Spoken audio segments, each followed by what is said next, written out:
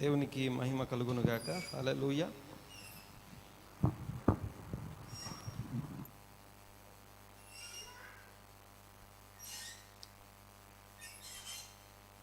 ఒక్కసారి రెండు చేతులు పైకెత్తి దేవునికి వందనాలు చెల్లిద్దాం. హల్లెలూయా, హల్లెలూయా.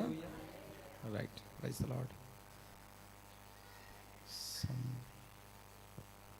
సమయంలో ఒక ప్రశ్నతోని ఈరోజు మన వాక్య ధ్యానాన్ని ప్రారంభించుకుందాం.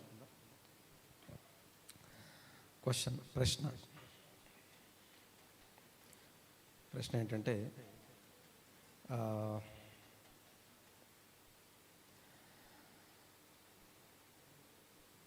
యెహోవా మనయందు ఆనందించుట, మనము ఆయన యందు ఆనందించుట, రెండిటికి తేడా ఏంటి? దేవుడు మన యందు ఆనందించుట మరియు మనము దేవుని యందు ఆనందించుట, ఈ రెండిటికి డిఫరెన్స్ ఏంటి? లేకపోతే యెహోవా మన యందు ఆనందిస్తే ఏమవుద్ది, మనం ఆయన యందు ఆనందిస్తే ఏమవుద్ది? కొద్దిగా మాట్లాడడానికి ప్రయత్నం చేద్దాం. మీకు గుర్తొచ్చిన, మీకు తెలిసిన, మీకు అర్థమైన ప్రతి మాటని మాట్లాడడానికి, లేకపోతే ప్రతి రెఫరెన్స్ని, ప్రతి వచనాన్ని ఏదో కొంచెం కొంచెం గుర్తున్నా పర్వాలేదు, చెప్పచ్చు. ఎస్, మళ్ళీ అడగాల. దేవుడు మన యందు ఆనందించుట లేదా మనము దేవుని యందు ఆనందించుట, ఈ రెండిటికి సంబంధం ఏంటి? లేకపోతే రెండిటి వల్ల, లేకపోతే ఈ రెండిటి మధ్య తేడా ఏంటి? లేకపోతే ఈ రెండిటి వల్ల ఏమేం జరుగుతాయి? దేవుడు మన యందు ఆనందిస్తే ఏమవుద్ది చెప్తారా?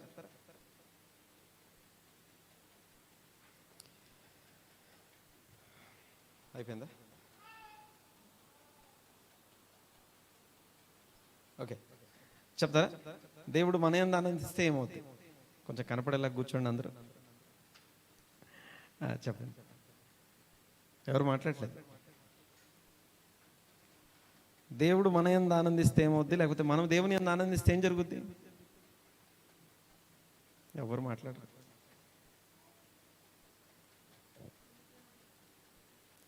నూతన బలం. దేవుడు మన ఎప్పుడది? ఆయన మన యందు ఆనందిస్తే మనం ఆయన యందు. ఇప్పుడు ఇద్దరు ఆనందించడం అవసరమా లేదా? ఒకరు ఆనందిస్తే సరిపోద్దా? అదన్నా చెప్పండి, ఇద్దరం ఆనందించాలి కదా. నేను దేవుడు ఇద్దరం ఆనందించాలిగా. ఆయన మనల్ని బట్టి ఆనందిస్తే సరిపోతుందా, లేకపోతే మనము ఆయన్ని బట్టి ఆనందిస్తే సరిపోద్దా?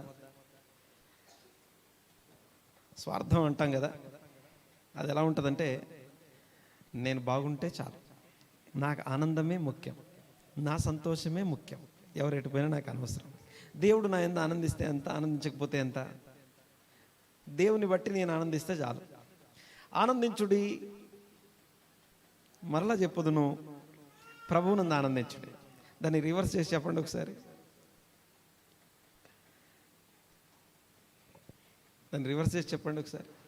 అంటే రివర్స్ అంటే ఆనందించడానికి ఆపోజిట్ కాదు, ఈరోజు వాక్యానికి నేను మాట్లాడుతున్న దానికి ఆపోజిట్లో. ఎలా చెప్తాం? ప్రభువు మన యందు జీవించున్నట్లు, ప్రభువు మన యందు ఆనందించున్నట్లు జీవించండి. మరలా చెప్తాను, ప్రభువు మన యందు ఆనందించున్నట్లు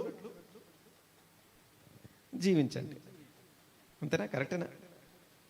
చెప్పాలి, ఎవరు మాట్లాడలేదు. మీ యందు దేవుడు ఆనందిస్తే మీకేం జరుగుతుంది, లేదా దేవుడు మీ యందు ఆనందిస్తే, లేకపోతే దేవుని యందు మీరు ఆనందిస్తే ఏం జరుగుతుంది?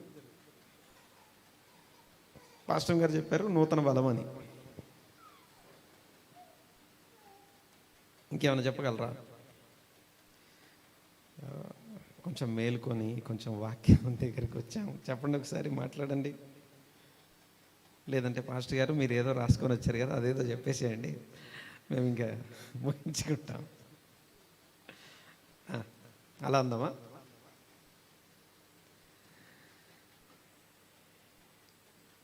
సరే, నేను ఒక మాట చెప్తాను. 2 వచనాలు చదువుదాం ఒకసారి. ప్రభువు మన యందు ఆనందిస్తే, లేకపోతే మనము దేవుని యందు ఆనందిస్తే ఏం జరుగుతుంది?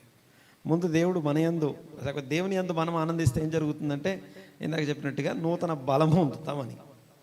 నూతన బలం పొందుతాం. ఒకవేళ ఇప్పుడున్న పరిస్థితిని బట్టి ఇప్పుడు ఆ రెండిట్లో దేన్ని ఎక్కువ హైలైట్ చేస్తా అనుకుంటున్నారు మీరు? అదన్నా చెప్పండి కనీసం. ఆ రెండిట్లో దేన్ని హైలైట్ చేసి చెప్తా అనుకుంటున్నారు? గెస్ చేయండి. మనము దేవుని యందు ఆనందించడా, లేకపోతే ఆయన మన యందు ఆనందించటనా? ఆయన మన యందు ఆనందించట. శాడిజం. సో ఖచ్చితంగా అదే చెప్తామని చెప్పి అదొక ఖచ్చితంగా తెలుసు అనమాట. అయితే విషయం ఏంటంటే, ఒక రెండు వచనాలు చదువుతాం ఒకసారి. మొదటిగా నెహమ్యా గ్రంథం 8వ అధ్యాయం, నెహమ్యా గ్రంథం 8వ అధ్యాయం 10వ వచనం అక్కడ రాస్తుంది. నెహమ్యా గ్రంథం 8వ అధ్యాయం 10వ వచనం అక్కడ రాస్తుంది, చదవండి. అక్కడ రాస్తున్న మాట, యెహోవా యందు, చదవండి ఫస్ట్ నుంచి చదవండి. నెహమ్యా గ్రంథం 8వ అధ్యాయం 10వ వచనం. మరియు అతడు వారితో ఇట్లా నేను, పదండి, క్రొవ్విన మాంసము భక్షించుడి, మధురమైన దాన్ని పానము చేయుడి. ఇదివరకు తమ కొరకు ఏమీ సిద్ధము చేసుకొనని వారికి పంక్తులు పంపించుడి. ఏలైనగా ఈ దినము మన ప్రభువునకు ప్రతిష్టమాయను. మీరు దుఃఖపడకుడి, యెహోవా యందు ఆనందించుట వలన. యెహోవా యందు దుఃఖపడకండి, యెహోవా యందు ఆనందించుట వలన మీరు బలము పొందుతారు. అక్కడ ఒక పండుగ జరుగుతూ ఉంది. ఆ పండుగకు సంబంధించిన విషయాలని నీకు తెలియజేయడం వల్ల ఆ పండుగలో ఆనందిస్తాం. మీరు నిశ్చయముగా యెహోవా యందు ఆనందించవలను అనేది ఒక ఆజ్ఞ. మీరు నిశ్చయముగా ప్రభువునందు ఆనందించుట అనేది సలహా కాదు, సూచన కాదు, అదొక ఆజ్ఞ. లేవియాకాండము 23వ అధ్యాయంలో రాయబడినటువంటి ఒక ఆజ్ఞ అది. ఆ ఆజ్ఞని, ఇది ఆప్షనల్ కాదు. దేవుని ఆజ్ఞ ఎప్పుడు కూడా ఆప్షనల్ కాదు. దేవుని ప్రేమించడానిక మనం ఆజ్ఞలు గైకొనుటే. సంవత్సరానికి ఒక 7 రోజులు అన్నీ విడిచిపెట్టి ఒక పాకలోకి, ఒక పర్ణశాలలోకి వెళ్ళి దేవుని సన్నిధిలో దేవుని యందు ఆనందిస్తూ బ్రతికేయాలి, అన్నీ పక్కన పెట్టేయాలి. అలాంటి ఒక పండుగ, అలాంటి పండుగని ఇక్కడ జ్ఞాపకం చేస్తూ చెప్పబడుతున్న మాట ఏంటంటే, మీరు దేవుని బట్టి ఆనందించండి, దుఃఖపడకండి. ప్రభువునందు మీరు ఆనందించడం వలన, మీరు ఆనందించడం వలన మీరేం చేస్తారట? బలము పొందుతారు. అనండి ఒకసారి మాట, గట్టిగా అనండి ఒకసారి మాట. దేవుని యందు మనం ఆనందించడం వలన బలం పొందుతాం. మన బలము దేవుని యందు ఉన్నది. నీ బలము, నా బలము దేవుని యందు ఉన్నది. ఎందుకంటే బలమును ఆయన నడికట్టుగా ధరించిన వాడు, మనల్ని బలపరిచేవాడు. నా బలం ఏంటి అంటే, మన దేవుడు మన బలమై ఉన్నాడు. దీంట్లో ఏ సందేహం లేదు. ఎలాంటి వాగ్వాదం కానీ, ఎలాంటి ఆర్గ్యుమెంట్ కానీ, ఎలాంటి క్వశ్చన్స్ కానీ లేవు. మనము ప్రభువునందు ఆనందించుట అనేది ఇది ఆప్షనల్ థింగ్ కాదు, సలహా కాదు, సూచన కాదు. ఇదేంటి? ద కమాండ్మెంట్ ఆఫ్ గాడ్, దేవుని ఆజ్ఞ. నీవు నిశ్చయముగా ప్రభువునందు ఆనందించవలను. ఇది దేవుని ఆజ్ఞ. ఇకపోతే ఇక రెండవ విషయాన్ని మనం జ్ఞాపకం చేసుకుందాం. ఈరోజు మన టాపిక్, ప్రభువు మన యందు ఆనందించుట. దేవుడు మన యందు ఆనందించడం అంటే అర్థం ఏంటి? దేవుడు మన యందు ఆనందించడం సాధ్యమేనా? దానికి సంబంధించిన చాలా టాపిక్స్ ఉన్నాయి మాట్లాడాల్సినవి, కానీ మనకున్న సమయాన్ని బట్టి నేను కొన్ని జ్ఞాపకం చేస్తాను. ఓకే, సంఖ్యాకాండం 14వ అధ్యాయం. ఏది గొప్పది రెండిట్లో అంటే, రెండిట్లో నువ్వు దేవుని యందు ఆనందించడం గొప్పనా, దేవుడు నిన్ను బట్టి ఆనందించడం గొప్పనా అని అడిగితే, రెండిట్లో ఏది గొప్ప ఉండొచ్చు అంటే, దేవుడు మన యందు ఆనందించడం చాలా గొప్పది. నువ్వు దేవుని యందు ఆనందించడం, మనము దేవుని యందు ఆనందించడం వలన కేవలం బలం పొందుతాం. బలం అనేది పర్సనల్ థింగ్, వ్యక్తిగతము. కానీ దేవుడు మన యందు ఆనందిస్తే, లేదా దేవుడు నా యందు, నీ యందు, మన యందు ఆనందిస్తే, ఆయన ఆనందిస్తే ఏం జరుగుతుందో సంఖ్యాకాండం 14వ అధ్యాయం 7-8 వచనాలు చదువుకుందాం ఒక్కసారి. సంఖ్యాకాండం ఇవి రెండు కూడా దేవుని పక్షంగా నిలబడినటువంటి వారు మాట్లాడుతున్న మాటలు. నెహమ్యా 8 ఇందాక చదివాం కదా, అది దేవుని పక్షంగా నిలబడిన నెహమ్యా మాట్లాడిన మాట అయితే, సంఖ్యాకాండం 14వ అధ్యాయం 7-8 వచనాల్లో రాయబడిన మాట ఏదైతుందో, ఇది కూడా దేవుని పక్షంగా నిలబడినటువంటి యెహోషువ కాలేబులు మాట్లాడుతున్నటువంటి మాట. చూద్దాం ఒకసారి 14వ అధ్యాయం 7-8 వచనాలు. ఇశ్రాయేళ్ల సర్వ సమాజము, సంఖ్యాకాండం 14వ అధ్యాయం 7వ వచనం. ఇశ్రాయేలు సర్వ సమాజముతో మేము సంచరించి చూచిన దేశం మేము ఏ దేశమైతే సంచరించి చూసి వచ్చామో అది మిక్కిలి మంచి దేశం. అది మిక్కిలి మంచి దేశము. యెహోవా మన యందు యెహోవా మన యందు ఆనందించిన ఎడల, మనము దేవుని యందు కాదు, దేవుడు మన యందు ఆనందించిన ఎడల ఆ దేశములో మనలను ఆ దేశములో మనలను చేర్చి దానిని మనకు ఇచ్చును. ఆమేనండి. గట్టిగా. ఏది సౌండ్ రాలేదు, ఇంకొంచెం గట్టిగా. ఓకే, దేవుని యందు నువ్వు ఆనందిస్తే ఏమవుతుందంటే బలం పొందుతావు. కానీ దేవుడు నీ యందు ఆనందిస్తే మనందరి యొక్క డెస్టినేషన్ మనం రీచ్ అయిపోతాం. బలం పొందడానికి డెస్టినేషన్ రీచ్ అవ్వడానికి చాలా తేడా ఉంది. దేవుని చిత్తం నెరవేర్చబడుతుంది. ఇంకొక మామూలు భాషలో మాట్లాడాలంటే, ఇంకో మాట ప్రాస్పెరిటీ ప్రీచింగ్ స్టైల్లో మాట్లాడాలంటే, నువ్వు దేవుని యందు ఆనందిస్తే బలం పొందుతావు, దేవుడు నీ యందు ఆనందిస్తే ఒక దేశం నీకు ఇవ్వబడుతుంది. అదొక స్టైల్ అది. ఓకే, సరే. ఏదేమైనా కూడా ప్రభువు మనయందు ఆనందించుట, దేవుడు మనయందు ఆనందించుట అనే అంశాన్ని మాట్లాడుకుంటా. దీన్ని మీకు ఏదన్నా వాచనం ఏమన్నా జ్ఞాపకం వచ్చిందా? దేవుడు మనయందు ఆనందించుట అనే మాట. ఎనీ రెఫరెన్స్, ఒక్క చిన్న మాట నాకు జ్ఞాపకం చేయగలరా? ఒక వాక్యమును ధ్యానిస్తున్నప్పుడు, అంటే నేను ఇది కూర్చొని ధ్యానించింది కాదు, సంచారంలో ఉండగా ధ్యానించింది, డ్రైవ్ చేస్తుండగా ధ్యానించిన అంశాన్ని నేను ముందు పెట్టుకుంటున్నాను. అండ్ నేను ఇది అంటే కూర్చొని ధ్యానించలేదు, సంచారం చేస్తూ ధ్యానించాను అనే మాటకు అర్థం ఏంటంటే, అంటే నేను కూర్చొని ఒక మెసేజ్ కోసం, ఒక సర్మన్ కోసం, లేకపోతే ఈరోజు మాట్లాడడం కోసం సిద్ధపడింది కాదు. నా వ్యక్తిగత ధ్యాన అనుభవాన్ని మేము ముందు పెడుతున్నాను. నా వ్యక్తిగత ధ్యాన అనుభవాన్ని, నేను దేవుని యందు ఆనందిస్తున్నానా, దేవుడు నా యందు ఆనందించాలా? ప్రభువునందు నేను ఆనందించడం మంచిదా, ఆయన నా యందు ఆనందించడం మంచిదా? ఇప్పటికిప్పుడు దేవుడు నన్ను ఆనందిస్తున్నాడా నా యందు? ఇప్పటికిప్పుడు నేనున్న స్థితిని బట్టి దేవునికి నేనంటే సంతోషమేనా? క్రీస్తు యేసునందు ఆయన మనల్ని స్వీకృత పుత్రులుగా స్వీకరించాడు, మన అపరాధములను క్షమించాడు, మన దోషములను మన్నించబడ్డాయి. సో ఆయన అంగీకరించాడు. సో దేవుని యొక్క యాక్సెప్టెన్స్లో డౌట్ లేదు. యాక్సెప్టెన్స్ వేరు. బాగా వినాలి ఒకసారి. ఇక్కడ ఉన్న చాలామందితో నాకు అభిప్రాయాలు ఏకీభించకపోవచ్చు కాక, మీ చుట్టూ ఉన్న వాళ్ళతో ఈవెన్ నా వైఫ్ ఒపీనియన్తో నాకు ఏకీభావం లేకపోవచ్చు కాక, ఓకే, ఒపీనియన్స్ డిఫరెన్స్ ఉండొచ్చు కాక, యాక్సెప్ట్ చేయలేకపోవచ్చు కాక. బట్ దీన్ని ఏమంటామంటే, యాక్సెప్ట్ చేయడం వేరు, ఒపీనియన్ని బట్టి యాక్సెప్టెన్స్ని కోల్పోవడం. యాక్సెప్టెన్స్కి యునైట్ అవ్వడానికి చాలా తేడా ఉంది. దేవుడు నిన్ను ఎట్లా ఉన్నా క్రీస్తు యేసునందు నిన్ను యాక్సెప్ట్ చేశాడు అంతే. కానీ నిన్ను యందు ఆనందిస్తున్నాడా లేదా అనేది వేరే విషయం. అది సెకండరీ టాపిక్. అది నేను మాట్లాడేది అర్థమవుతుంది కదా. అంటే చాలా ఉన్నతమైనటువంటి విషయం అన్నమాట. అందరూ పిల్లలే, మన పిల్లలే. బట్ అందులో ఎవరిని బట్టి నువ్వు ఎక్కువ తండ్రి ఆనందిస్తాడు, అదొకటి ఉంటుందిగా. అందరూ మన పిల్లలే. 4 పిల్లలు. ఓ రాజుగారికి 7 కుమారులు. సో 7 కుమారులు ఎవరో ఒకరి యందు ఆనందిస్తాడుగా. ఎవరో ఒకరిని బట్టి who is your favourite son అంటే ఏదో ఒకటి చెప్తాడుగా. సో ఆ ఫేవరిజం అంటాం. నేను ఈరోజు మాట్లాడాలి, దేవుని యందు మనం ఆనందిస్తున్నాం. I'm celebrating my God. నా దేవుని నేను ఆనందిస్తూ సెలబ్రేట్ చేసుకుంటున్నాను. ఆయన ఇచ్చిన రక్షణను బట్టి, ఆయన చేసిన కార్యమును బట్టి, శిలువ కార్యమును బట్టి, విమోచనను బట్టి, క్షమాపణను బట్టి, నేను పొందుకున్న దాన్ని బట్టి. ఓకే, ఏం చేస్తాం? ఆనందించుట. ఆనందం ఎక్కడ వ్యక్తం చేస్తాం? మన ఆనందాన్ని ఎక్కడ చూపిస్తామంటే పాటల ద్వారా, ఆరాధన ద్వారా, స్తుతులు చెప్పడం ద్వారా, లేకపోతే దేవుని కోసం ఒక పని చేయడం ద్వారా. ఏదో ఒక పని ఎలా చేస్తున్నామంటే, నేను ప్రభువునందు ఆనందంతో ఇవన్నీ అనుభవిస్తున్నాను. శ్రమానుభవం కూడా ఆనందంగా అనుభవిస్తారు. కారణం ఏంటంటే, నాకు ఆనందం, దేవుని యందు నేను ఆనందిస్తున్నాను. సో నేను దేవుని యందు ఆనందించుట అంటానికి మనకు థాట్ ప్రాసెస్, మన అవగాహన ఓకే, అది సరిపోతుంది. కానీ దేవుడు మన యందు ఆనందించాలి అంటే దేవుని మైండ్ ఏంటో మనకు తెలిసి ఉండాలి. దేవుడు మన యందు ఆనందించాలంటే మనకు ఆయన ఏంటో, ఆయన ఏ పాయింట్ని బట్టి ఆనందిస్తాడో మనకు తెలిసి ఉండాలి.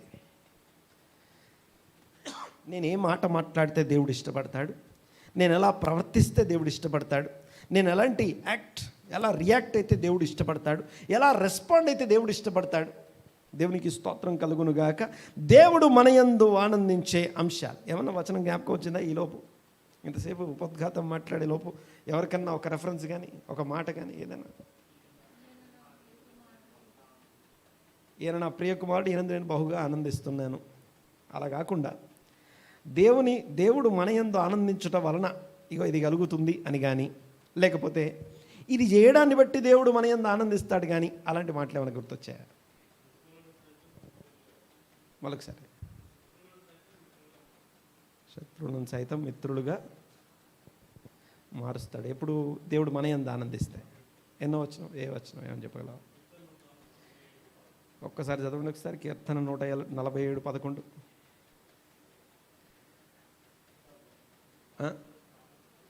సామెతలు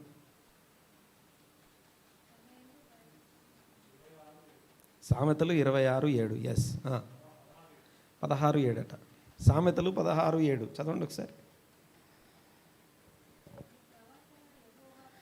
నీ ప్రవర్తన యెహోవాకు ప్రీతికరమైన ఎడల ఆయన నీ శత్రువులను కూడా మిత్రులుగా మారుస్తాడు.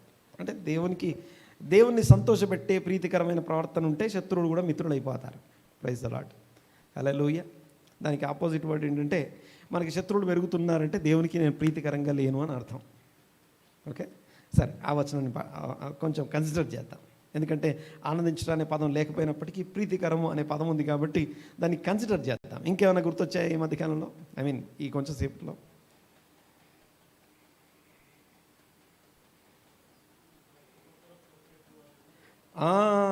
ఇలాంటి పదాలు కావాలి నాకు. ఆయన కృప కొరకు కనిపెట్టు వారి యందు యెహోవా ఆనందించువాడు. హల్లెలూయా. ఓకే, ఆయన కృప కొరకు కనిపెట్టే వారి యందు దేవుడు ఆనందిస్తాడు. అనండి ఒకసారి. ఎవరు అనట్లేదు గట్టిగా. యెహోవా కృప కొరకు. నరుల కాలి సత్వయందు గుర్రముల యందు ఆయన ఆనందించడు కానీ ఆయనకు కృపకు వేడు వారి యందు ఆయన సంతోషించే దేవుడు. 147వ కీర్తన అనుకుంటా, అంతేనా? 147, 147వ కీర్తన. దేవునికి స్తోత్రం కలుగును గాక. ఇంకేమైనా గుర్తొచ్చాయి ఈ మధ్యలో ఇప్పట్లో?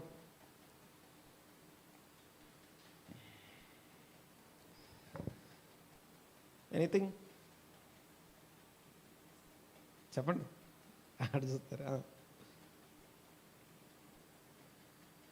ఈ పాటికి 2-3 వచనాలు ఫటాఫటా చెప్పేసేయాలి. మనం ఎంత అంటే ఒక మాట అనగానే మన హృదయం నిండా వాక్యం నింపబడి ఉంటే అయ్యే బయటకు వస్తాయి. ఓకే, మన హృదయం నిండా వాక్య ధ్యానం నింపబడి ఉండడం వేరు, మన చుట్టూ ఉన్న సిచ్యువేషన్స్ని, సర్కమ్స్టెన్సెస్ని, లేకపోతే పరిస్థితుల్ని, వాటి యొక్క అనుభవాల్ని వాటితో నింపుకోవడం వేరు, వాటిలో కూడా దేవుని వాక్యాన్ని వెతుక్కోవడం వేరు. సరే, దేవునికి స్తోత్రం. ఇక వాక్యంలోకి వెళ్ళిపోదాం ఫాస్ట్గా. నేను కొన్ని పాయింట్లు చెప్పేస్తాను. ఏమైనా గుర్తొచ్చాయి ఇప్పటికైనా?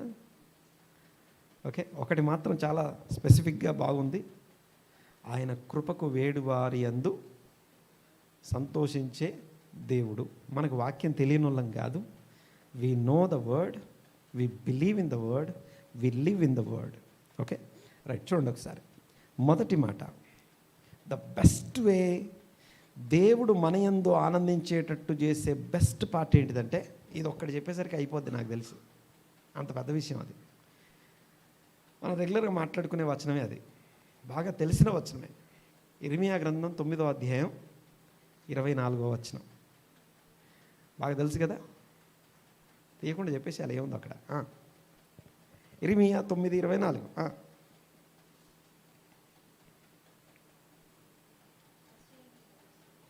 అతిశయించువాడు దేనిని బట్టి అతిశయింపవలనగా భూమి మీద కృప చూపుచు. ముందు నుంచి చదవమా 23వ వచనం. యెహోవా ఇలాగు సెలవిచ్చుచున్నాడు, జ్ఞాని తన జ్ఞానమును బట్టి, శూరుడు తన శౌర్యమును బట్టి అతిశయింపకూడదు, ఐశ్వర్యవంతుడు తన ఐశ్వర్యమును బట్టి అతిశయింపకూడదు.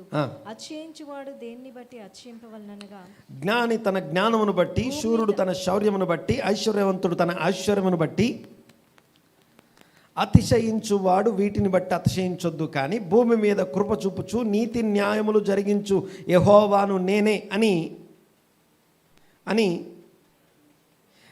గ్రహించి నన్ను పరిశీలనగా తెలుసుకొనుటను బట్టి అతిశయింపవలను. అట్టి వాటిలో నేను ఆనందించువాడనై ఉన్నాను. ఆమేన్. అందరం కలిసి ఆ మాట అందాం ఒకసారి. మరొకసారి చదవండి ఒకసారి మాట. అందరం కలిసి చదువుదాం గట్టిగా, కొంచెం సౌండ్ పెంచండి.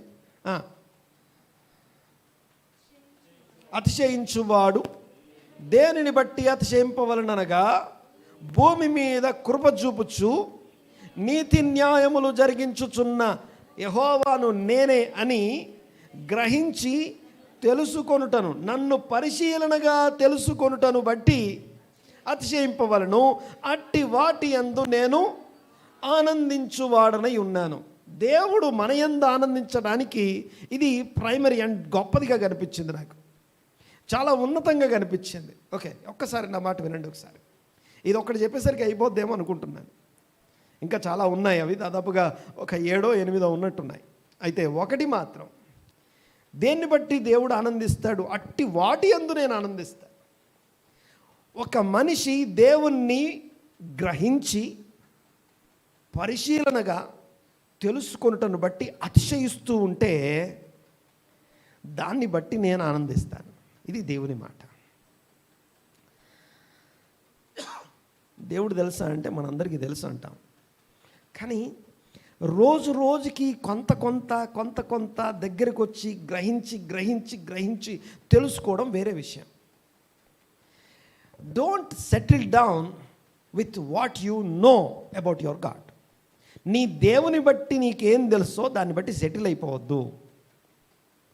ఇంకోటి, నేను పాస్టర్ని, లేకపోతే నేను 20 సంవత్సరాల నుంచి సేవ చేస్తున్నాను, 25 సంవత్సరాలైంది నేను బాప్తిజం తీసుకొని, లేకపోతే 28 సంవత్సరాలైంది దేవుని వాక్యం చదువుతూ, ఇది నా అంతటా నేను నా ఇష్టంగా 28 సంవత్సరాల నుంచి బైబిల్ చదువుతున్నాను. అయితే పాయింట్ ఏంటంటే, ఇంత కలిగినప్పటికీ ఒక దైవజనునికి దేవుని వాక్యం మొదటి రోజే అంతా తెలిసిపోద్దా? ఇప్పుడు నాకు అంతా తెలిసిపోయినట్టేనా? ఆన్సర్ చెప్పాలి. అంతా తెలిసిపోయినట్టేనా? ఎన్ని సంవత్సరాలు చదివినా, ఎన్ని తరాలు చదివినా, ఈవెన్ వాక్యం మనుషులు నీటి బుడగ వంటి వారు, లేకపోతే అడవి గడ్డి వంటి వారు, ఉదయమున మొలకెత్తి సాయంత్రం ఆ యొక్క అగ్నిలో వేయబడే అగ్ని వంటి వారు, అడవి పువ్వు వంటి వారు, అడవి గడ్డి వంటి వారు. పువ్వు రాలును గడ్డి ఎండును, పువ్వు రాలును గడ్డి ఎండును, కానీ but the word of God, దేవుని వాక్యము, దేవుని వాక్యము ఏమవుద్ది? తరతరములకి ఎప్పటికీ ఎటర్నల్, నిలిచి ఉండవు. మనం ఈరోజు ధ్యానించాం, దగ్గరికి వచ్చాం, కొంచెం తెలుసుకున్నాం, కొంచెం అతిశయించాం, బాగుంది. దేవుడు నా యందు ఆనందించాడు, బాగుంది. నేను గతించిపోతాను, నా తర్వాత ఇంకొకరు వస్తారు. సరే, దేవుణ్ణి బట్టి దేవుణ్ణి తెలుసుకొనుట, దేవుణ్ణి గ్రహించి తెలుసుకొనుట. మనందరం వాక్యం తెలుసు, మనందరికీ నో యువర్ గాడ్ అనే వాక్యం తెలుసు, లేకపోతే నో యువర్ రెడీమర్ అనే వాక్యం తెలుసు, లేకపోతే నాలెడ్జ్ ఆఫ్ యువర్ గాడ్, దేవుని గురించిన జ్ఞానం అనే అంశం తెలుసు మనకి. పాయింట్ వినండి ఒకసారి. పేతురు మొదట ప్రసంగం చేశాడు. అందరం ఒక్కొక్క యూనివర్సిటీ, నేను ఒక యూనివర్సిటీలో చదువుకున్నాను, ప్రతి ఒక్కరూ దైవజనులందరూ కూడా ట్రైన్ అయ్యారు. వాళ్ళ యూనివర్సిటీలో, వాళ్ళ శ్రమల యూనివర్సిటీలో, అనుభవాల యూనివర్సిటీలో, లేకపోతే థియాలజికల్ యూనివర్సిటీలో, సెమినరీలలో ట్రైన్ అయ్యాం. యేసు ప్రభు అనబడుతున్న దేవుని కుమారుడు, దేవుని ఒక వాక్యము శరీరం ధరించుకొని వస్తే ఆ యూనివర్సిటీలో ట్రైన్ అయిన వాళ్ళలో ద బెస్ట్ ఎవరంటే ద బెస్ట్ డిసైపుల్, లేకపోతే ఎవరంటే పేతురు. ఎవరండి? పేతురు. ఈ పేతురు పరిశుద్ధాత్మ చేత నింపబడ్డ తర్వాత ప్రసంగం చేశారు. ప్రసంగం చేయగానే వాళ్ళందరూ వచ్చి అడిగారు, మేమేం చేయాలని అడిగారు. అనండి ఒకసారి మాట, కొంచెం అనండి. మేమేం చేయాలని అడిగారు. ప్రసంగం చేశాక ఆయన మాట్లాడిన తర్వాత, ఆయన వాక్యం విన్న తర్వాత మేమేం చేయాలి అని వారు పొడవబడ్డారు. అడిగినప్పుడు ఆయన ఏం చెప్పాడు తెలుసా? పాప క్షమాపణ పొంది మారు మనస్సు పొందండి, మారు మనస్సు పొంది బాప్తిసం తీసుకోండి, అప్పుడు మీరు ఈ పరిశుద్ధాత్మ అనే వరం మీరు పొందుతారు అన్నాడు. ఆయన అవగాహన, ఆయన అనుభవం, ఆయన ట్రైనింగ్లో, ఆయన చదువుకున్న యూనివర్సిటీలో, ఆయన యూనివర్సిటీ ఆయనకి నేర్పించిన సత్యం అది అప్పటికి. ఇది ఎక్కడుంది? ఇది అపోస్తుల కార్యముల గ్రంథం 2వ అధ్యాయంలో రాస్తుంది. అపోస్తుల కార్యముల గ్రంథం 2వ అధ్యాయంలో మీరు పాప క్షమాపణ లేకపోతే మారు మనస్సు పొంది బాప్తిజం పొందండి, అప్పుడు ఈ పరిశుద్ధాత్మ నివారం పొందుతారు అన్నాడు. ఇది 2వ అధ్యాయంలో ఉంది. 10వ అధ్యాయంకి వచ్చింది. కొర్నేలు ఇంటికి వెళ్ళి వాక్యం చెప్తున్నాడు. అప్పుడు కూడా కొర్నేలు ఇంటికి వెళ్ళి వాక్యం, మామూలుగా ఆర్డర్ ప్రకారం ఏం జరగాలి? వాక్యం చెప్పాలి. వాక్యం చెప్పిన తర్వాత ఏం జరగాలి? పాప క్షమాపణ లేకపోతే మారు మనస్సు పొంది బాప్తిజం తీసుకున్న తర్వాత పరిశుద్ధాత్మ చేత నింపబడాలి కదా. కానీ అక్కడ ఏం జరిగింది? ఈయన ఇంకనూ మాట్లాడుతూ ఉన్నాడు, ఇంకనూ వాక్యం అవుతూనే ఉంది. వాళ్ళందరూ కూడా దేవుని ఆత్మ చేత బలముగా నింపబడి వారందరూ కూడా భాషలతో మాట్లాడటం మొదలుపెట్టారు. ఆయన ఇంకా మాట్లాడుతూ ఉండగానే వాళ్ళు భాషల చేత మాట్లాడే ఆ యొక్క పరిశుద్ధాత్మని వరం పొందుకున్నారు. అప్పుడు ఆయన ఏమన్నాడు తెలుసా? ఆయన వెంటనే స్పందించి ఆయన అన్న మాట ఏంటో తెలుసా? చదవండి ఒకసారి 10వ అధ్యాయం. ఒక్కసారి ముందు వచ్చిన 2 కలిపి చదువుదాం ఒకసారి. ముందు అపోస్తల కార్యముల గ్రంథం 2వ అధ్యాయం చూడండి ఒకసారి.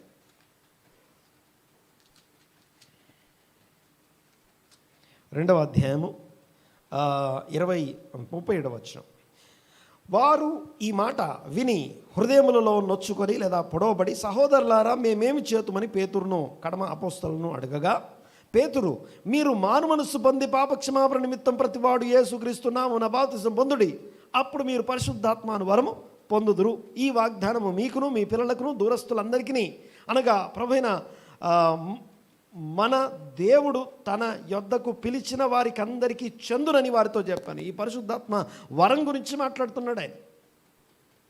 మీకు మీ పిల్లలకి చెందును అన్నాడు, అంటే ఇశ్రాయేళ్ళకి చెందును అని చెప్పాడు. 10వ అధ్యాయంకి వెళ్ళిపోదాం మనం. చూడండి ఒకసారి 10వ అధ్యాయం.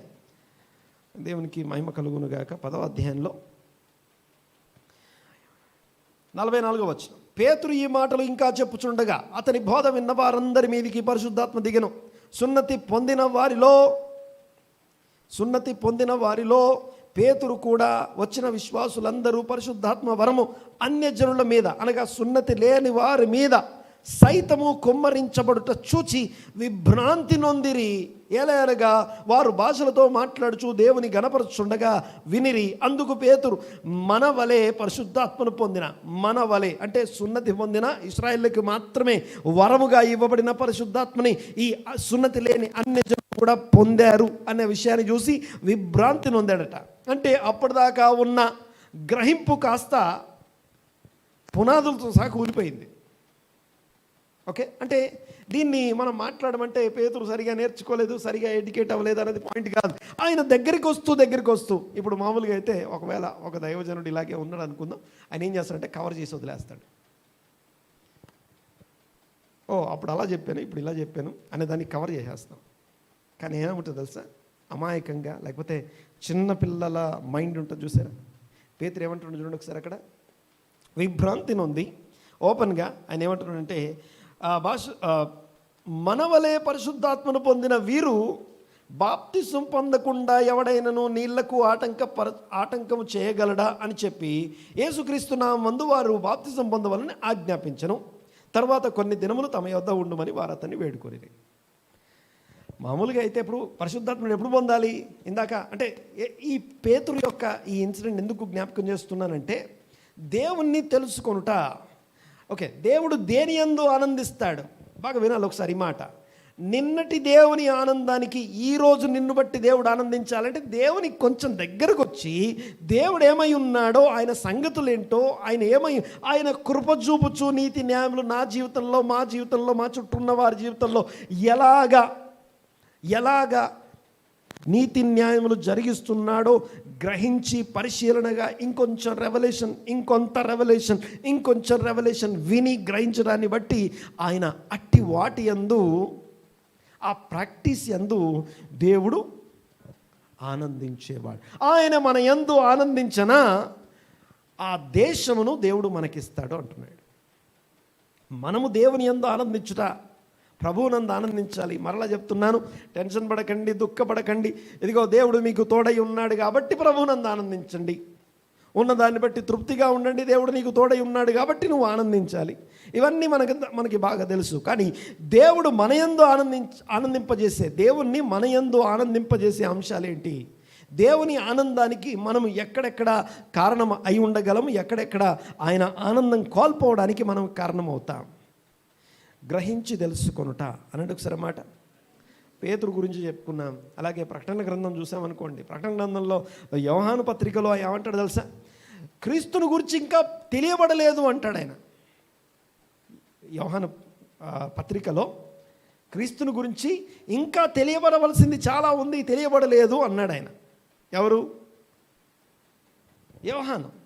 అదే యోహాను ప్రకటన గ్రంథం రాస్తున్నప్పుడు 1, 2, 3 అధ్యాయాల్లో, ఓకే, ఆ గ్రంథం పేరేం పేరు? ప్రత్యక్షతల గ్రంథం. ఆ గ్రంథం పేరేంటో? ఓకే, యేసుక్రీస్తు కూర్చున్న ప్రత్యక్షతల గ్రంథం. ఆ ప్రత్యక్షతల గ్రంథంలో 1వ అధ్యాయం, 2వ అధ్యాయం, 3వ అధ్యాయం, 3 అధ్యాయాల్లో చూస్తే సంఘముల మధ్య సంచరించే క్రీస్తును చూపిస్తాడు, ప్రత్యక్షపరచబడ్డాడు. సంఘముల మధ్య అంటే ఎలాంటి వారైనా, ఎలాంటి బలహీనులైనా, ఎలాంటి లోపం కలిగిన వారైనా సరే, ఒక్కొక్క సంఘానికి ఒక లోపం ఉంది. ఆయన ఆ సంఘంలో ఆయన సంచరిస్తున్నాడు.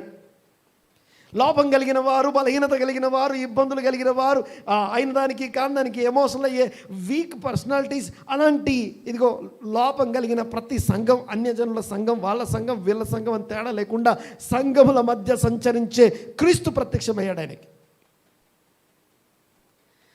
5వ అధ్యాయంకి వచ్చేసరికి ఎక్కడున్నాడు ఈ క్రీస్తు? ఇప్పుడు క్రీస్తు కొత్తగా కనిపిస్తున్నాడు. ఎక్కడ తెలుసా? పరలోకంలో క్రీస్తు కనిపిస్తున్నాడు. పరలోకంలో క్రీస్తు యొక్క ఔన్నత్యం కనిపిస్తూ ఉంది. ఎలా ఉన్నాడు క్రీస్తు పరలోకంలో అంటే గమనించండి ఒకసారి. క్రీస్తు పరలోకంలో ఎక్కడున్నాడు అంటే 24 పెద్దలు తమ కిరీటాలు తీసుకొచ్చి ఆయన ముందు పడేసి, ఆ గొర్రెపిల్ల, వధించబడినట్టుగా ఉన్నటువంటి గొర్రెపిల్ల, యూదా గోత్రపు సింహము రెండిట్లా కనిపిస్తున్నాడు. వధించబడినట్టుగా ఉన్న గొర్రెపిల్ల మరియు సింహం వలె ఒక నాయకుల్లా, ఒక రాజులా కనిపిస్తూ ఉన్నాడు. ఆయన ఎంత రాజు అంటే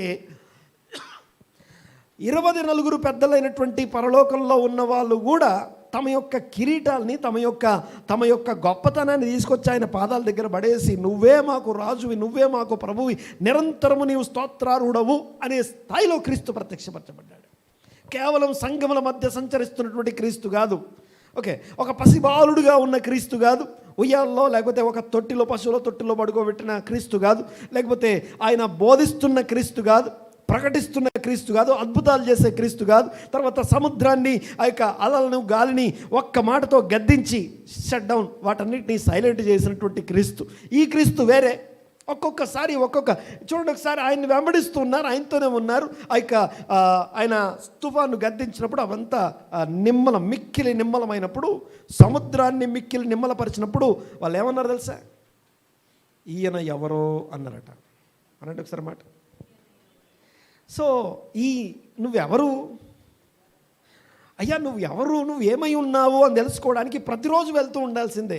it is a continuous process of study. దేవుని క్రీస్తును గూర్చిన ప్రత్యక్షతల జ్ఞానము ప్రతిరోజు అనుభవించాల్సిందే, ప్రతిరోజు తెలుసుకోవాల్సిందే. అనుభవపూర్వకంగా ఎరిగి ఉండడం వేరు. సత్యమును గూర్చిన అనుభవ జ్ఞానము గలవారై ఉండవలనని ఆయన ఇచ్చయించుచున్నాడు. అది ఆయన ఆశ, ఆయన డిజైర్, ఆయన కోరిక. మనుషులందరూ రక్షణ పొందాలి, మనుషులందరూ సత్యంను గూర్చిన అనుభవ జ్ఞానం గలవారై ఉండాలి. ఎందుకంటే ఆ అనుభవ జ్ఞానం గలవారై ఉన్నప్పుడు నేను వారి యందు ఆనందిస్తాను. అది నాకు ఇష్టం, చాలా ఇష్టం. నీ ఫేవరెట్ థింగ్స్ ఏంటయ్యా? గిఫ్ట్ ఇవ్వడానికి అడుగుతాం, నీ ఫేవరెట్ ఏంటి, నీకు ఏది ఇష్టమో చెప్పు. ఓకే, పిల్లలకి ఏది నచ్చుద్దో అది ఇస్తే వాళ్ళు సంతోషపడతారు. మనకు నచ్చింది ఇస్తే ఒప్పుకోరు కదా. సో దేవా, నీకేది ఇష్టమో చెప్పు నాయనా, నేను అలాగుంటాను. నీకేది ఇష్టమో చెప్పు, నేను అలాగుంటాను. దేవుని నిన్ను సంతోషపెట్టే విషయాలే నేను చేస్తాను. దేవుణ్ణి సంతోషపెట్టే విషయాల్లో మొదటిది ఆయన ఏమై ఉన్నాడో గ్రహించి తెలుసుకుంటా. ఏ విషయాల్లో? నేను నా జ్ఞానమును బట్టి కాదు, నా శౌర్యమును బట్టి కాదు, నా ఐశ్వర్యాన్ని బట్టి కాదు. ఇవి మూడు రకాల సెక్యూరిటీస్. అవి 3 రకాల ఆధారపడదగినటువంటి విషయాలు. ఈ 3 కలిగి ఉంటే అతిశయించకుండా ఉండలేం. ఒక మనిషికి జ్ఞానం ఉందనుకోండి, జ్ఞానాన్ని బట్టి అతిశయించకుండా ఉండలేడు, జ్ఞానం తనని ప్రొటెక్ట్ చేస్తుంది. ఐశ్వర్యాన్ని బట్టి అతిశయించకుండా ఉండలేం, ఐశ్వర్యం అతన్ని ప్రొటెక్ట్ చేస్తుంది కొంత మట్టుకు. ఆ తర్వాత ఒక మనిషికి శక్తి, బలము, శౌర్యం ఉందనుకోండి, ఆ శౌర్యాన్ని బట్టి అతిశయించకుండా ఉండలేం. నా సంగతి ఏంటో తెలుసా అన్నట్టుగా అతిశయిస్తాం మన శౌర్యాన్ని బట్టి. ఆ శౌర్యం అతన్ని ప్రొటెక్ట్ చేస్తుంది. కానీ విషయం ఏంటంటే జ్ఞానము, శౌర్యము, ఐశ్వర్యము ఇవి 3 దేవుని నుంచి కలుగుతాయి. ఇవి 3 చెప్పండి, దేవుని నుంచి కలుగుతాయి. ఆయన తనకి ఇష్టం వచ్చిన వారికి, తనకి నచ్చిన వారికి, విధేయులైన వారికి, లోబడిన వారికి ఆయన తగిన కాలమందు ఈ శౌర్యాన్ని, జ్ఞానాన్ని, ఐశ్వర్యాన్ని అనుగ్రహించే దేవుడు, పొజిషన్ ఇచ్చే దేవుడు. తెలుసా మీకు, ప్రమోషన్. నా లైఫ్లో ఒక ప్రమోషన్ కావాలి నాకు. ఎక్కడి నుంచి వస్తుంది ప్రమోషన్? తూర్పు, పడమర దిక్కుల నుంచి రాదు. ఈ దిక్కు, ఆ దిక్కు, అటు ఇటు చూస్తే రాదు. యెహోవా ఒకని హెచ్చించును, యెహోవా ఒకని తగ్గించును. ప్రమోషన్ ఆయన దగ్గర నుంచి, ప్రమోషన్ ఇచ్చేవాడు ఆయన. ఇందాక మాట్లాడుకుంటా ఉన్నాం. సో యేసు ప్రభు మాట్లాడే దేవుడు, అద్భుతాలు చేసే దేవుడు, సముద్రాన్ని, గాలిని గద్దించే క్రీస్తు, తర్వాత 5 రొట్టెలను 2 చేపలను అనేకులకు భోజనంగా ఏర్పాటు చేసి అందరికీ భోజనం, కడుపు నిండా భోజనం పెట్టినటువంటి క్రీస్తు. ఇవన్నీ చూస్తూ వచ్చాం. గమనించండి ఒకసారి. కానీ యోహాను ఎక్కడ చూశాడంటే 5వ అధ్యాయంలో యోహాను ఎక్కడ చూశాడు అని అడిగితే, ఎక్కడ చూశాడు? పరలోకంలో అత్యున్నత సింహాసనం మీద ఉన్నటువంటి దేవుని యొక్క ఆ మధ్యమున, అనగా ఆ యొక్క పరలోక మధ్యమున సెంటర్లో నిలబడి, సెంటర్ ఆఫ్ అట్రాక్షన్గా నిలబడి ఉన్నప్పుడు ఆ గొర్రెపిల్లలాగాను, వధించబడినట్టుగాను, మరలా సింహము, యూదా గోత్ర సింహముగాను కనబడుతున్నటువంటి క్రీస్తు ప్రభు ఎదుట పరలోకంలో ఉన్న 24 పెద్దలు తమ కిరీటాలను అక్కడ పడేసి నిరంతర స్తోత్రారుడవు నువ్వే అని ఆరాధిస్తున్నారు. అంత స్థాయిలో క్రీస్తు ప్రత్యక్షపరచబడ్డాడు. స్టెప్ బై స్టెప్ ప్రకటన గ్రంథం ఆఖరికి వచ్చేసరికి అదంతా కూడా ఏంటంట, ప్రత్యక్షతల గ్రంథం. ఆ ప్రత్యక్షతలన్నీ ప్రోగ్రెసివ్గా ఉంటాయి, స్టెప్ బై స్టెప్ పైకి ఎదుగుతుంటాయి. స్టెప్ బై స్టెప్ క్రీస్తు కొత్తగా కనపడుతుంటాడు ప్రకటన గ్రంథంలో. ప్రకటన గ్రంథం పేరు ప్రత్యక్షత, క్రీస్తు ప్రత్యక్షతల గ్రంథం అది. ఇంకా మిగతా అన్ని సెకండరీ విషయాలు. అందులో క్రీస్తును అనుభవపూర్వకంగా గ్రహించడానికి యోహాను సొంత అనుభవం మనకు రాయబడి ఉంది. దేవునికి మహిమ కలుగునుగాక. ఇక ఇంకొక విషయాన్ని చెప్పేసి, లేకపోతే ఒక పని చేస్తాం, డైరెక్ట్గా రెఫరెన్సెస్ చెప్తాను, ఎక్స్ప్లెయిన్ చేయను. రైట్, మీరు వెళ్ళి ధ్యానించండి. దేవునికి స్తోత్రం కలుగునుగాక. దేవుడు మనయందు ఆనందించే అంశాలు, ప్రభువు మనయందు ఆనందించే అంశాలు. 1, ఆయనను గ్రహించి పరిశీలనగా తెలుసుకొనుటను బట్టి మనం అతిశయిస్తూ ఉంటే, అబ్బా ఈరోజు నేను తెలుసుకున్నానని అతిశయిస్తూ ఉంటే, దాన్ని బట్టి అట్టి వాటి యందు ఆయన ఆనందించువాడు. ఓకే, తెలుసుకుంటే సరిపోదు. ఏమంటే అర్థమవుతుందిగా? ఊరికైనా తెలుసుకోండి అనట్లేదండి. గ్రహించి పరిశీలనగా తెలుసుకొనుటను బట్టి అతిశయించుట. ఈరోజు ఒకటి తెలుసుకున్నాను. ఏం సాధించావు ఈరోజు? ఎంత ఇన్కమ్ వచ్చింది? ఎంత వ్యాపారం చేసాం? ఏమేమి సాధించావు? ఎంతమందిని రీచ్ అయ్యావు? ఎంత దూరం వెళ్ళాం? ఇవన్నీ కాదు, కానీ ఎంత తెలుసుకున్నాం. ఆ తెలుసుకున్న దాన్ని బట్టి what is your greatest achievement today అంటే, today's my greatest achievement is I got to know about Christ. కొద్దిగా ఇంకొంచెం ఎక్స్ట్రా అనుభవించి తెలుసుకోగలిగాను. అది నాకు ఎంతో అతిశయ కారణం. ఏం సాధించామంటే దేవుణ్ణి, క్రీస్తును కొత్తగా తెలుసుకున్నాను. ఈరోజు నేనైతే మాట్లాడుతున్నానో ఏదో సర్మన్ కోసం ప్రిపేర్ అయ్యి వచ్చింది కాదని ముందే చెప్పాను. ఇది నా వ్యక్తిగత ధ్యానాన్ని మీ ముందు పెడుతున్నాను. నేను ప్రభువునందు ఆనందించడం మంచిదా, ప్రభువు నాయందు ఆనందించడం మంచిదా అని ఆలోచిస్తూ నేను మాట్లాడుకుంటూ నాలో నేను ధ్యానం కలిగి ఉన్నప్పుడు నాకు అర్థమైన విషయం ఏంటంటే, నేను దేవుని యందు ఆనందిస్తే నేను కేవలం బలపరచబడతా, కేవలం బలం పొందుతాను. కానీ విషయం ఏంటంటే, ఆయన నాయందు ఆనందిస్తే ఆయన కోరుకున్న ఆయన చిత్తంలోకి నేను ప్రవేశిస్తాను. అప్పుడు ఓకే, నేను ప్రభువునందు ఆనందించడం కోసం నేను వెతుక్కునే విషయాలు వేరే ఉంటాయి. నేను ప్రభువునందు ఆనందించడం కోసం నేను వెతుక్కునే అంశాలు వేరే ఉంటాయి. అదే నేను దేవుడు నాయందు ఆనందించాలంటే ఆయన మనసు ఏంటో ఆలోచించడం మొదలు పెడతాం. నేను వాళ్ళని పొరుగు అని ప్రేమించమంటే పొరుగు అని మైండ్లో నుంచి మనల్ని మనం చూసుకుంటాం. అలాగే దేవుణ్ణి ప్రేమించడం కోసం, ఆయన న్యాయం ఆనందించడం కోసం, ఆయనకి ఇష్టమైనది ఏం చేస్తే బాగుంటుందో, ఆయనకి ఏది శ్రేష్టమో, ఆయనకి ఏది ఇష్టమో దాని వైపు ఆలోచించడం మొదలు పెడతాను. ఇక రెండవ విషయాన్ని మీకు జ్ఞాపకం చేస్తాను. వెంటనే గుర్తొచ్చేయాలి ఈ మాట, సౌలుకు సంబంధించినటువంటి వచనం. నేనేది ఇంకోటి తెలుసా, కొత్త రెఫరెన్స్ ఏది మాట్లాడలేదు, ధ్యానించలేదు. ఆల్రెడీ నాకు తెలుసున్న వచనాల్లో నుంచే నాకున్న అవగాహనలో నుంచి ఉన్నటువంటి వచనాలని నేను ధ్యానించాను. బాగా తెలిసిన వచనం, ఇప్పటికే గుర్తొచ్చి ఉండాలి. బలులర్పించుట కంటే యెహోవా తాను సెలవిచ్చిన ఆజ్ఞని ఒకడు గైకొనుట వలన ఆయన సంతోషించినట్లు. ఓకే, చదవండి ఒకసారి మాట. సమూయేలు గ్రంథం, మొదటిది పరిశీలనగా తెలుసుకుంటున్న బట్టి అతిశయించుట, అట్టి వాటి యందు దేవుడు ఆనందించేవాడు. రెండవది మొదటి సమూయేలు గ్రంథం 15వ అధ్యాయం 22వ వచనం. అందుకు సమూయేలు తాను సెలవిచ్చిన ఆజ్ఞను ఒకడు గైకొనుట వలన యెహోవా సంతోషించినట్లు ఒకడు దహన బలులను అర్పించుట వలన ఆయన సంతోషించునా, ఆలోచించుము. చాలా జాగ్రత్తగా ఈ మాట వినాలి. సౌలుతో సమూయేలు అంటున్న మాటలు. బైబిల్లో శ్రేష్టమైన సెర్మన్స్ ఎప్పుడు అంటే మనిషి పాపంలో ఉన్నప్పుడే, లేకపోతే మనిషి తప్పిపోయినప్పుడే శ్రేష్టమైన సెర్మన్స్ ఉన్నాయి బైబిల్లో. ద ఫస్ట్ సెర్మన్ బైబిల్లో ఏంటి అంటే ఏంటో తెలుసా? కయ్యన్కి ఇచ్చిన సెర్మన్, ద బెస్ట్ సెర్మన్. ప్రాసెస్ని ఎక్స్ప్లెయిన్ చేస్తాడు దేవుడు, ఎడ్యుకేట్ చేస్తున్నాడు కయ్యన్ని. ఎవరిని? అలాగే ఇక్కడ కూడా సమూయేలు సౌలుతో మాట్లాడుతున్నాడు. One of the greatest sermon అని చెప్పాలి. దేవునికి స్తోత్రం కలుగునుగాక. అందుకే శ్రమనంది ఉండుట నాకు మేలాయను, నేను నీ కట్టడలు నేర్చుకున్నట్లు. నేను శ్రమలో ఉన్నప్పుడు, నేను నా ఇబ్బందులకు, నేను నా సమస్యల్ని బట్టి, నాకున్న బలహీనతను బట్టి శ్రమలోకి వెళ్తే, ఆ శ్రమలో నేను నీ కట్టడలు, నీ శర్మను నేర్చుకున్నాను. అందులో ఈ మాట గమనించండి ఒకసారి. యెహోవా ఆజ్ఞలను గైకొనుట వలన ఆయనకు సంతోషం. అక్కడ కొంచెం క్లియర్గా డిఫరెంట్గా రాస్తుంది. అందుకు సమూయేలు తాను సెలవిచ్చిన ఆజ్ఞను ఒకడు గైకొనుట వలన యెహోవా సంతోషించున్నట్లు ఒకడు దహనబలులను అర్పించడం ద్వారా.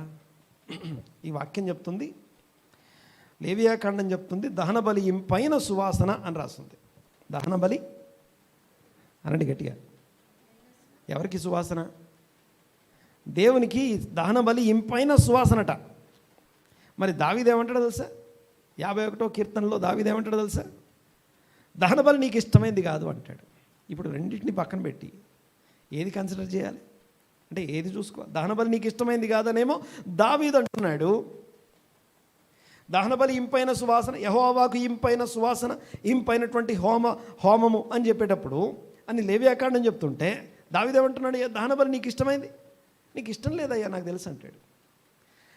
ఎలా తెలిసింది దావీదుకి? దావీదుని అంటాడు దేవుడు నా హృదయానుసారుడు అంటాడు. అంటే దావీదు ఏదో గొప్ప విషయం ఏదో కనుక్కున్నాడు కదా.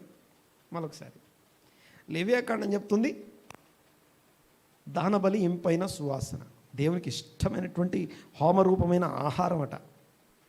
ఓకే, సమాధాన బలి ఏదైతుందో దేవునికి ఇంపైన హోమరూపమైన దేవుని ఫుడ్ అట. అది ఏది? సమాధాన బలి. సమాధాన బలి దేవుని ఇంపైన హోమరూపమైన ఆహారం, దేవునికి ఫుడ్. అది సమాధానం అంటే ఏంటో తెలుసా? భూమి మీద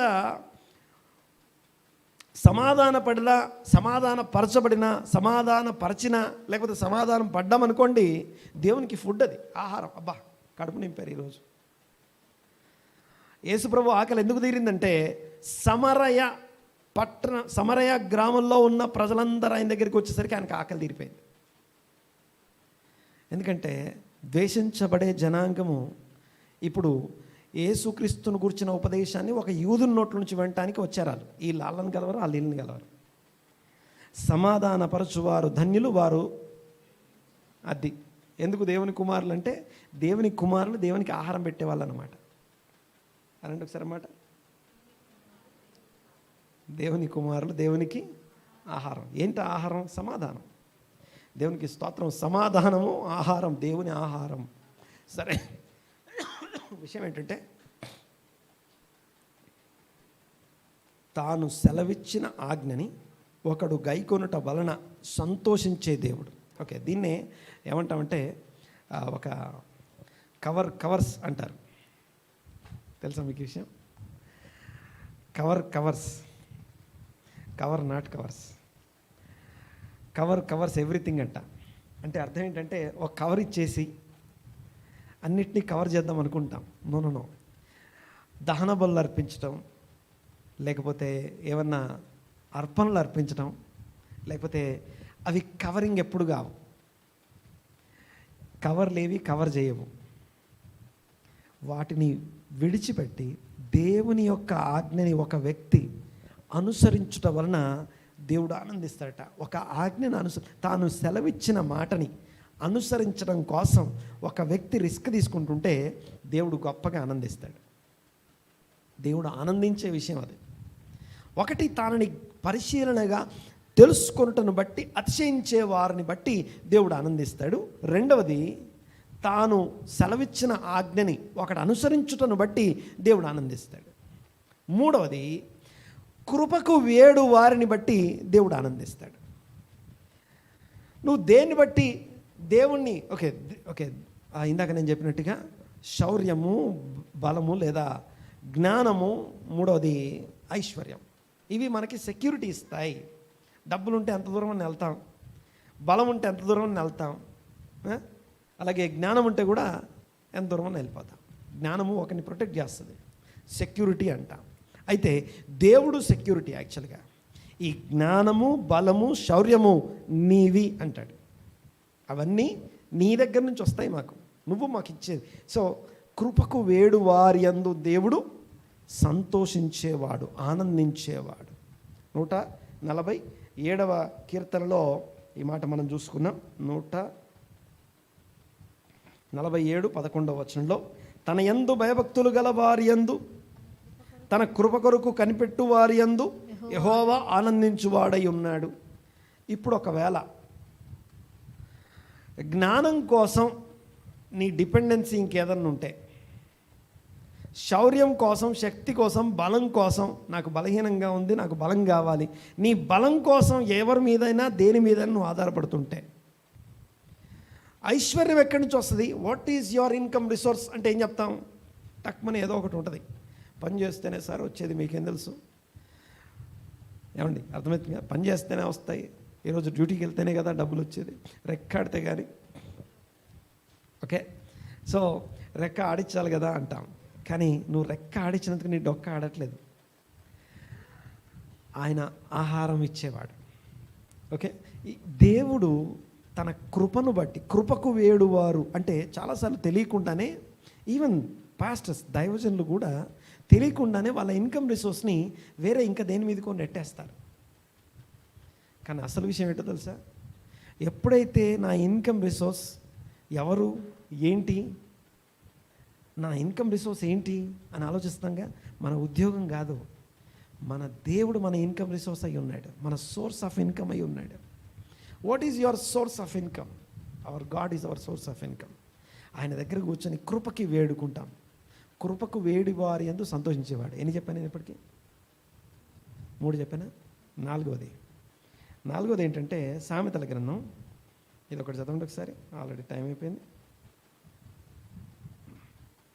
23వ అధ్యాయం 15వ వచనం. సామెతల గ్రంథం 23వ అధ్యాయం 15వ వచనం. నా కుమారుడా, నీ హృదయమునకు జ్ఞానము లభించినడలా, నీ హృదయమునకు జ్ఞానము లభించిన, నా హృదయము కూడా సంతోషించును. ఓకే, మరొకసారి. నా కుమారుడా, నీ హృదయము నాకు జ్ఞానము లభించిన ఎడల నా హృదయము కూడా సంతోషించును. అంటే నీ హృదయమునకు జ్ఞానం సంపాదించుకుంటే, ఓకే, జ్ఞాన హృదయం అనండి ఒకసారి, కొంచెం గట్టిగానండి. నీకు జ్ఞాన హృదయం కలిగితే దేవునికి సంతోషం. జ్ఞాన హృదయం అంటే ఏంటో చెప్పాలంటే మళ్ళీ దానికి ఒక గంట పడుతుంది. ఎందుకంటే మనందరికీ బాగా తెలుసు, మనం ప్రార్థన కూడా చేస్తాం. ఏమంటాం? మనోనేత్తరాలు వెలిగించి జ్ఞానమును ప్రత్యక్షత కలిగిన హృదయం ఇవ్వమని ప్రార్థన చేస్తాం. అంటే దేవుని సంతోషపెట్టేవారుగా సంఘాన్ని మార్చయ్యా అని ప్రార్థన చేయకుండా ప్రార్థన ముగించాం. దేవుణ్ణి సంతోషపెట్టే జనాంగమును తయారు చేయమని చెప్పకుండా మనం ముగించము. అయితే గమనించండి ఒకసారి. 90వ కీర్తన 12వ వచనం మనందరికీ బాగా తెలుసు. జ్ఞాన హృదయం ఏం చేస్తుందో జస్ట్ ఫాస్ట్గా 2 మూటలు చెప్పేస్తాను. 90వ కీర్తన ఏముంది అక్కడ? మాకు జ్ఞాన హృదయం కలుగజేయము. అప్పుడు ఏం చేస్తాం మేము? ఎవరు మాట్లాడరు? 90వ కీర్తన 12వ వచనం. జ్ఞాన హృదయము కలుగునట్లు చేయము, మా దినములు లెక్కించుట మాకు. అప్పుడు మేము సమయం పోనీయక సద్వినియోగం చేసుకుంటాం. మా దినాలు లెక్కించుకుంటాం, మాకు నేర్చుకుంటాం. నీకు జ్ఞాన హృదయం కలిగితే దేవుని హృదయంలో సంతోషం. నీ టైంని నువ్వు వేస్ట్ చేస్తూ ఉంటే దేవునికి సంతోషం లేదు. నీ జ్ఞాన హృదయం ఒకరికి కలిగితే ఏం జరుగుతుందంటే వాళ్ళ సమయాన్ని సద్వినియోగం చేసుకుంటారు. ఇక అంతేకాదు, ఎఫెసీ పత్రిక 5వ అధ్యాయంలో కూడా ఈ మాట మనం చూస్తాం. సమయమును పోనీయక సద్వినియోగం జ్ఞానము గలవారై ఉండండి. అజ్ఞానుల వలె నడుచుకొనక జ్ఞానుల వలె నడుచుకున్నట్లు మీ సమయమును పోనీయక సద్వినియోగం చేసుకోండి.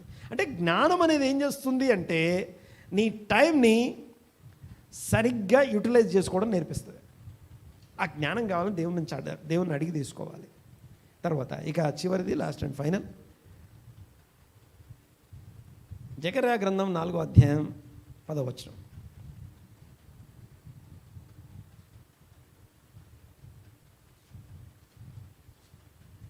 జకర్యా గ్రంథం 4వ అధ్యాయం 10వ వచనం ప్రార్థన చేసుకున్నాం. ఇక కార్యములు అల్పములై ఉన్నప్పుడు జరుబ్బాబేలు చేతిలో నూలు గుండు ఉండుట చూచి భూమి అంతా లోకమంతా సంచరించు యెహోవా 7 నేత్రములు సంతోషించును. నూలు గుండు ఉంటే సంతోషిస్తాడా? ఎంత బ్యాంక్ బ్యాలెన్స్ ఉంటే దేవుడు సంతోషిస్తాడు? ఏ విషయాలు నువ్వు కలిగి ఉంటే దేవుడు నిన్ను సంతోషిస్తాడు? లేకపోతే ఏ అవార్డ్స్ నువ్వు పొందుకుంటే దేవుడు సంతోషిస్తాడంటే నూలు గుండు నీ దగ్గర ఉందా? అనండి ఒకసారి మాట అనండమ్మా. నూలు గుండు అనండి ఒకసారి. ఓకే, అంటే ఏంటిదంటే ఎవరి దగ్గర ఉంటుంది ఇది? ఇల్లు కట్టే వారి దగ్గర ఉంటుంది. ఓకే, మేస్త్రీల దగ్గర ఉంటుంది. ఆ ఇల్లు కట్టే వాళ్ళు ఒక వరుస మొత్తం కట్టిన తర్వాత ఆ గుండేసి సరిగ్గా ఉందా లేదా అని చెక్ చేస్తాం. మనల్ని మనము దిద్దుబాటు చేసుకునే విధంగా నూలు గుండు మెజర్ పట్టుకొని కొలత పట్టుకొని మనం బ్రతుకుతూ ఉంటే దాన్ని బట్టి ఆనందించే దేవుడు. ఇంకా చాలా, అందరూ లేచి పెడదాం ఒక్కసారి. ఈ 5 విషయాల మీద ఇంకొంచెం ధ్యానం ఉంచండి. రోజుకు ఒక దాని మీద ధ్యానం ఉంచండి. వచ్చే వారం దాకా దీని మీద మీ వ్యక్తిగత ధ్యానమును కొనసాగించండి. నేను దేవుని యందు ఆనందించడం మాత్రమే కాదు, ఆయన మన యందు ఆనందించాలి. ఆయన నా యందు ఆనందించేంత గొప్పగా నా జీవితం ఉండాలంటే నేనేం చేయాలో ఒక 5 విషయాలు నేర్చుకున్నాను. అందరూ తలలు వంచి ప్రార్థన చేసుకుందాం. మా పరమ తండ్రి, మీకు వందనాలు. ఈ యొక్క ఉదయకాలం మరొకసారి మీ వాక్యమును వినడానికి, ధ్యానించడానికి మీరు కృపనిచ్చినందుకు వందనాలు, స్తోత్రం చెల్లిస్తున్నాం. విన్న వాక్యం మా వ్యక్తిగత జీవితాల్లో స్థిరపరచండి. ఇదిగో మనోనేత్రాలు వెలిగించి జ్ఞానము, ప్రత్యక్షత కలిగిన మనస్సు మా అందరికీ దయచేయమని ప్రార్థిస్తున్నాం నాయన. మా హృదయము జ్ఞానము అనుసరించినప్పుడు మీరు మీ హృదయంలో సంతోషిస్తారు అన్న మాటను బట్టి మీకు వందనాలు. మీ హృదయము సంతోషంతో నింపబడే సమయమును పోనీయక అజ్ఞానుల వలె కాక జ్ఞానంతో నడుచుకునే భాగ్యం మా అందరికీ దయచేయండి. ప్రతి విషయాన్ని దిద్దుబాటు చేసుకుంటూ మేము కట్టే విషయాల్ని సరిగా పరీక్షించుకుంటూ నూలు గుండు చేతిలో పట్టుకొని, ఇదిగో ఆయన చేతులు మందిర పునాది వేసెను, ఆయన చేతులు మందిరానికి పునాది వేసెను, ఆయన చేతులే ముగించును అని రాస్తుంది. ఏ పరిచర్య పని మొదలు పెట్టామో మధ్యలో కాదు, కానీ దాన్ని ముగించినప్పుడు ఆ ముగించడం కోసం ప్రతి వరుసకి నూలు గుండు చేతిలో పట్టుకొని ఉంటే, మందిరం కట్టడానికి అవసరమైన డబ్బులు చేతిలో పట్టుకుంటే అని మాట్లాడట్లేదు. మందిరం కట్టడానికి అవసరమైన ఆ యొక్క సపోర్టర్స్ని, స్పాన్సర్స్ని, లేకపోతే ఇంకేదో కాదు, కానీ మందిరం కట్టడానికి అవసరమైన నూలుగుండు చేతిలో ఉంటే మన దేవుడు ఆనందించే దేవుడు.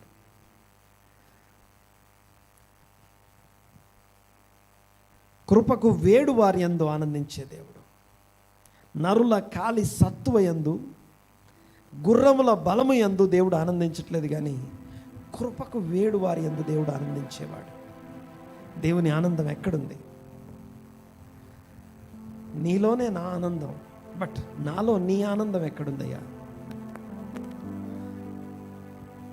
చాలా పాటలు, చాలా ఆరాధనలు మనము దేవుని యందు ఆనందించడం గురించి రాస్తున్నాయి, కానీ దేవా నీ సంతోషం నాలో సంపూర్ణమగునట్లు అని నాకు ఎంత వెతికినా పాటలు దొరకలేదు. ఎంత వెతికినా ఆ మాటకి ఏమీ సరైనటువంటి సపోర్ట్ దొరకలేదు నాకు. దేవునికి మహిమ కలుగును గాక.